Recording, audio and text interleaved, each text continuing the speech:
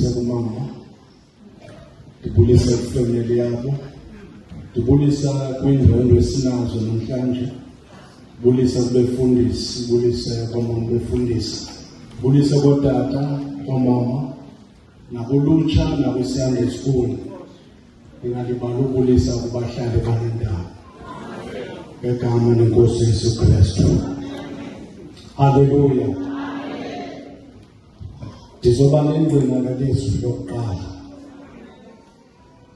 elathethwa nguYesu elinqamlezweni. Ndizawufunda nje ke ndicelela ngoma engu-244 eduna abantu bakho Nkosi. Isihlokondaba sithi ukubethelelwa emnqamlezweni. Luka 23 chapter verse 34. Ifunda kakhulu iverse. Wathi ke uYesu bawo baxolele kuba abayazi into abayenzayo.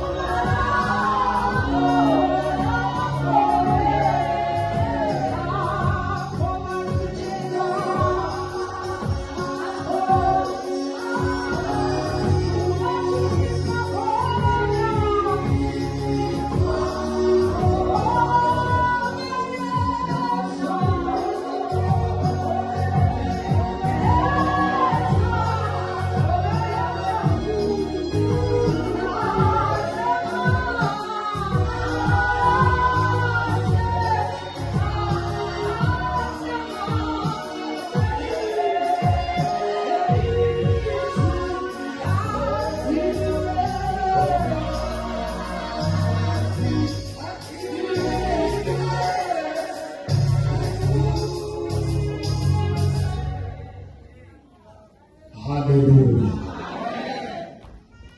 Wathi uYesu bawo baxolele kuba abayazi into abayenzayo.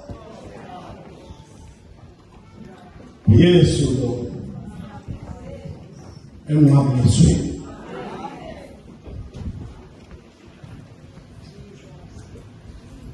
Kudala bemlahla ngapha nangapha. Usuka kuPilato uya kuHerode. Zikumkani ezizombini. Yikumkani le kugqithwana ngayo. Ezikumkani zombini azifani. Kodwa namhlanje ziyafana kuYesu. uYesu waqola. Uzise uxolo phakathi komuntu noThixo.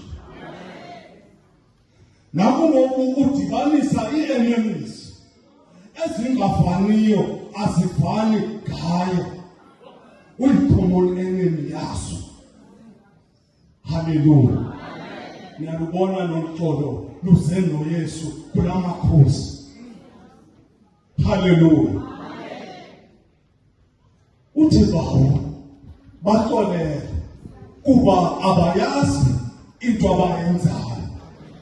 Ukutyhila kanyani ukuba aba bantu abayazi into abayenzayo bayabuza ukuba ungukumkani na.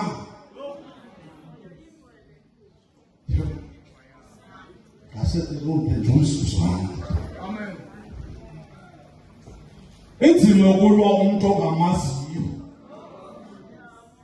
uYesu bonakala ngumphambukelo lendawo bakaziwa mntu. Kodwa imisebenzi yakhe leyaziwa. uYesu uhlaselwa ngemisebenzi yakhe kodwa emihle ebantwini. Kodwa usathi bawo baxolele abayazi into abayenzayo. Yipheni yomntu. uYesu uyipheni kubanye abantu. Kunendawo phathu xa eziswa kuHerode, uHerode uthi bekudala emlindini.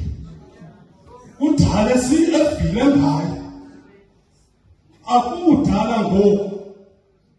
uHerode ubeyidla kuYesu kuyelusana. Ezombona namhlanje nje. Kodwa udala ndifuna ukubona imiqondiso yakhe. Hallelujah. Kodwa ingxaki nansi.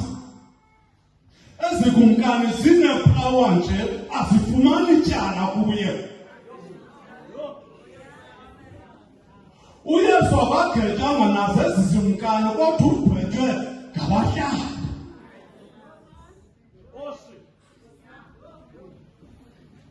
Nike nimbone umuntu ogwetywe ngabahlali akubi kuhle kuye. Uthele sana uPilato ethi andifumananga tyala kulo mntu nakhulana. Kwathiwa ngibethelele emnqambezweni. Usindakele naye uPilato. Ayisosigqibo sikaPilato esi sesabantu. Wow, waxolele. Kuba bayazi into abayenzayo. Sithatha ngomntu apho. Lo Yesu lona ugqithe ezintweni usofikelela kule ndawo. Yabona kumntu xa enyulwe nguThixo ezokhokhela abantu bakaThixo. Ugqithe ezintweni. uThixo uyayivumela imeko agqithe kuze izinto kuba uyatreyinwa. Kodwa isimanga nasi aba bamtreyinayo abamazi babamtreyina. Uvukelezwa umntu akwazi uyakuqeqesha esithi uyakugqikiva kodwa ukupha amandla kodwa uyakomeleza. Hey, ukulungiselela ingomso. Andityhilele into encinci. Inkosi esizaziyo. Inkosi yesuswe ebhotweni. Ebisanele ba. Ihambe yobekwa kulo mama wabo. Mhlawumbi kwamakazi. Mhlawumbi kwaDabsi. uThixo uveza imeko aphingathi khona into ezokwenziwa le nkosi. Kuba kunomona khona lo mntwana nje inkulu lezophatha. Kule ndawo isuka isiwa kuyo izawutreyina. Kodwa abayitreyina abayazi. Bacinga bayayigqikile. Ivuthwe ekuseni kuthiwa mna nje lo nkosi apha uyinkosi le. Ulungiselela bamelane nesipho. Uthixo uvumile.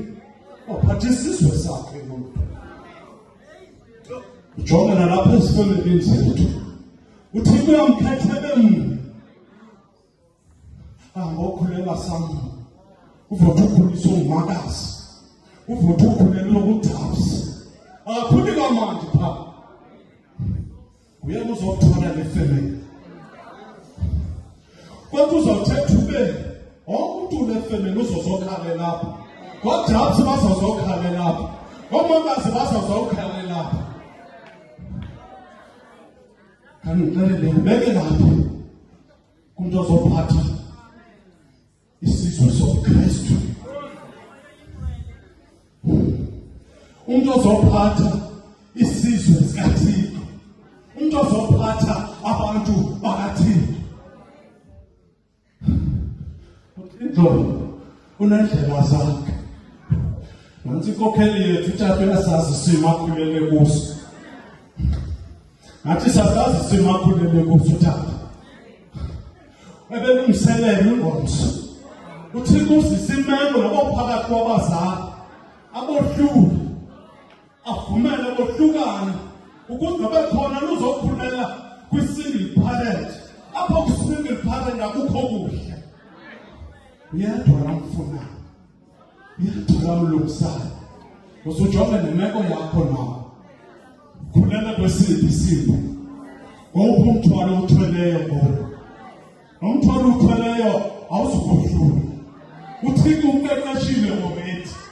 Uthixo sekulungisile already. Kodwa baxolele kuba abayazi into abayenzayo. Baxolele abakhulise kabuhlungu. Ixolele imeko okhulele phansi kwayo. Baxolele abaphethe kabuhlungu. Khona uThixo into ayilungisayo. Khona kulungiselela khona. Khona Tata umthwalo uThixo akulungiselela wona. Nathi ingqabi. Uthi uThixo akuthulula amandla wakhe kumuntu wakhe. Umuntu wakhe ebeyingxaki abantu. Umuntu onetho kwaThixo uba yipain kubanye abantu. Umuntu ophethe into kaThixo uthi wakufika kubantu aba-against kungabi mnandi. Baxolele kuba abayazi into abayenzayo. Baxolele kuba Tata abayazi into abayenzayo.